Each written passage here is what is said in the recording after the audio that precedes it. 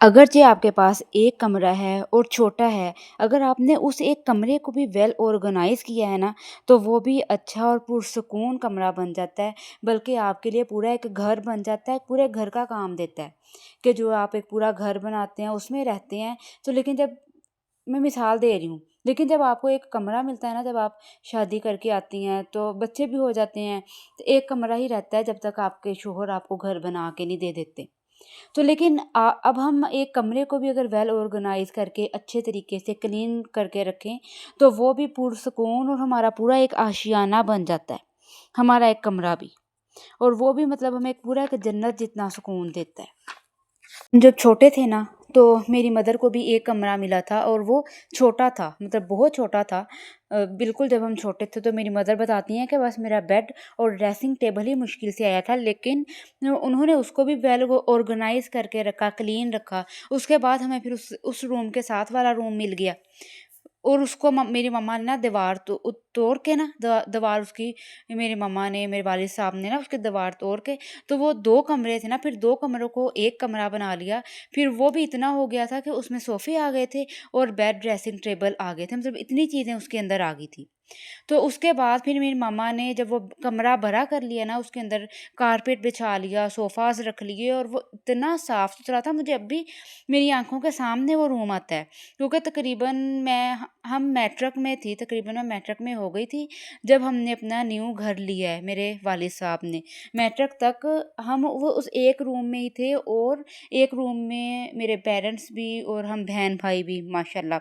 तो लेकिन कुछ भी कभी इतना फ़ील नहीं हुआ था, वो इस वजह से कि मेरी मम्मा ने वो माशाल्लाह माशाल्लाह एक रूम को भी इतने अच्छे तरीके से ऑर्गेनाइज़ करके क्लीन और साफ़-सुथरा रखा हुआ था ना, कि मेरे ना नीचे मेरी मामू के बच्चे ना, उनके नानू का घर नीचे था, लेकिन उन्होंने जब भी आना ना, तो उन्होंने आके हमारे रूम में ही रुकना। तो अब भी वो बातें करते हैं कि पप्पू, आपका रूम कितना क्लीन होता था, कि हम बहन-भाइयों ने भी, आपके बच्चों ने भी होना और उसके साथ हम बहन-भाइयों ने भी आपके रूम में आके रुक जाना। मतलब बताने का मतलब ये है कि एक रूम को भी जब उन्होंने अच्छा क्लीन और कारपेट बिछा के और अच्छे से सोफ़ाज़ लगा के ऑर्गेनाइज़ करके रखा था ना, तो वो एक रूम भी ना आपको पूरे घर, मतलब आपका पूरा एक आशियाना बन जाता है। क्योंकि हमारे पाकिस्तान में तो ऐसे ही होता है कि घर बनाते-बनाते जो है वालिद साहब इतना तो अपनी बीवियों को कर ही देते हैं कि बच्चे भी जवान होने लग जाते हैं। लेकिन मेरी दुआ है अल्लाह ताला सबको जो-जो माँगते हैं अल्लाह ताला उन सबको अपना एक घर दे के, जो वो अपनी जब उनमें ताकत है, जवानी है, कि वो अच्छे तरीके से अपने घर में टाइम गुज़ार सकें, अपने घर को वेल डेकोरेट कर सकें। मुझे और आपको अल्लाह पाक सबको दें, आमीन सुम्मा आमीन। जहाँ पे वो अच्छे से अपने घर बना सकें, अपनी इबादत कर सकें, ठीक है ना? हम सेपरेट घर लेते हैं ना, ताकि हमें सुकून भी हो, वहाँ पे हम अपनी इबादत भी कर सकें। इस तरह कह के तो हम अपने अल्लाह से माँग सकते हैं। अच्छा, आते हैं अब अपने टॉपिक पे। तो वो मेरी मदर ने इतना क्लीन और साफ-सुथरा रखा था ना, कि वो मतलब सुकून देता था रूम, एक रूम भी। बिल्कुल एक छोटा-सा रूम था, उसके साथ एक और रूम बना लिया, तो मतलब उसको ही वेल ऑर्गनाइज़ करके रखा हुआ था। लेकिन जब आपके पास एक रूम हो ना, तो आपको उसमें कोई ज़्यादा डेकोरेशन करने की ज़रूरत नहीं है कि आप डेकोरेशन पीस ला के उसमें रखने लग जाएँ, कोई फ्लावर्स रखने लग जाएँ। इस तरह की चीज़ें क्या है, वो आपके रूम को और तंग करती हैं और उसपे ज़्यादा डस्टिंग पड़ती है, वो मेसी बनाता है।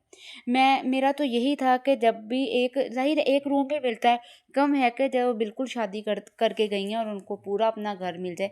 हमारे पाकिस्तान में ऐसा होता नहीं है और ऐसा रिवाज भी नहीं है, तो ऐसे कोई भी नहीं सोचता।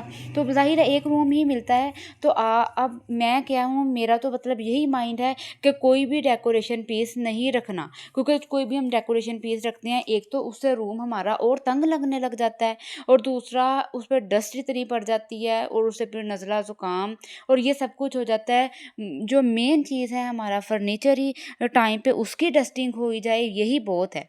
और आपका जितना भी कोई कपड़े है, आपका अगर एक रूम है ना, तो आप साथ के साथ उसको समेटते जाएँ और अपने उस रूम में इतनी जगह एक स्पेस बनाएँ जहाँ पे आप अपनी नमाज़ का टाइम हो तो आपको जगह तलाश ना करनी पड़े।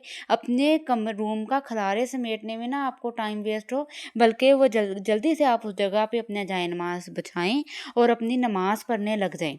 और जो भी कपड़े हैं आपने अगर वॉश किए हैं तो आपने उसी टाइम बेड पे या कहीं साइड टेबल पे नहीं फेंकने। एक रूम है तो उसको मैसी नहीं करना, ठीक है? ताकि आपको, आपके बच्चों को, आपके हस्बैंड को वो रूम सुकून दे, ठीक है? आपके सुकून की जगह हो, ना कि वो डिप्रेशन की। क्योंकि जब आप अपने इन-लॉज़ में रहते हैं, आपने घर के काम करके जो सुकून करने आना, कहाँ आना है मेरी बहनों? अपने कमरे में आना है ना, उसको क्लीन रखो, साफ रखो। और जो कपड़े हैं साथ के साथ समेट के कबर्ड में रख लो, ठीक है? टैची में डाल के, आपके रूम में कोई ऐसा कोना होता ही है ना, टैची में डाल के वहाँ पे साइड पे रख के पर्दे के साथ, कर्टन के साथ उसको ढाँप दो ताकि नज़र ना आए, या कबर्ड के ऊपर जैसे भी करके समेट लो, लेकिन उसको नीट रखो। डेकोरेशन पीसों से कमरे में और मैसी ना करो। दुआ में याद रखिएगा, चैनल को सब्सक्राइब कीजिएगा और ज़रूर बताइएगा वीडियो कैसी